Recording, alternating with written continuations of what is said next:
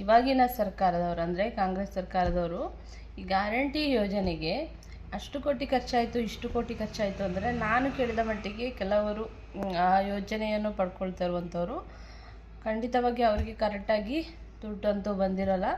ಯಾಕಂದರೆ ಅವರು 6 ಮಂತಿಗೆ ಒಂದು ಸತಿ ಬರುತ್ತಂದರೆ ಅದು ಕೂಡ ಅವ್ರು ಹೇಳ್ತಾರೆ ಎಷ್ಟೋ ದಿನ 2-3 ತಿಂಗಳು ಬ್ಯಾಲೆನ್ಸ್ ಇರುತ್ತೆ ಅಂತ ಹೇಳ್ತಾರೆ. ಅದನ್ನ ಅಲ್ಲಿ ಹಾಕುವಾಗ ಅವ್ರು ಏನು ಹೇಳ್ತಾರೆ, ಒಟ್ಟಿಗೆ ಹಾಕ್ಬಿಡ್ತೀವಿ, 2 ತಿಂಗಳದ್ದು ಒಟ್ಟಿಗೆ ಹಾಕ್ಬಿಡ್ತೀವಿ, 3 ತಿಂಗಳದ್ದು ಒಟ್ಟಿಗೆ ಹಾಕ್ಬಿಡ್ತೀವಿ ನಾವು ಗ್ಯಾರಂಟಿ ಯೋಜನೆದು, ಅಂದರೆ ಗೃಹಲಕ್ಷ್ಮಿ ಯೋಜನೆದು ಅಂತಲೇ ಹೇಳ್ಬೋದು.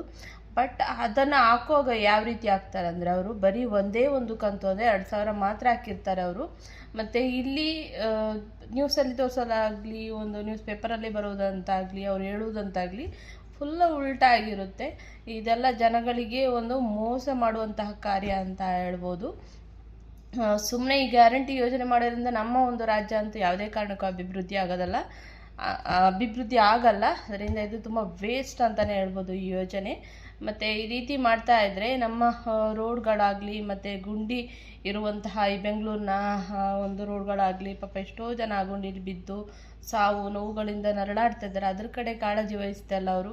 ಈ ಗ್ಯಾರಂಟಿ ಯೋಜನೆಗೆ ಅಷ್ಟು ಕೋಟಿ ಇಷ್ಟು ಕೋಟಿ ಅಂತ ಅವರೇ ತಿಂತಿದ್ದಾರೆ, ಅದರ ಜನಗಳಿಗೆ ಕೊಡ್ತಾ ಇದ್ದಾರಾ ಅಂತ ಭಾಳ ಕನ್ಫ್ಯೂಸ್ ಆಗ್ತಾಯಿದೆ ಫ್ರೆಂಡ್ಸ್.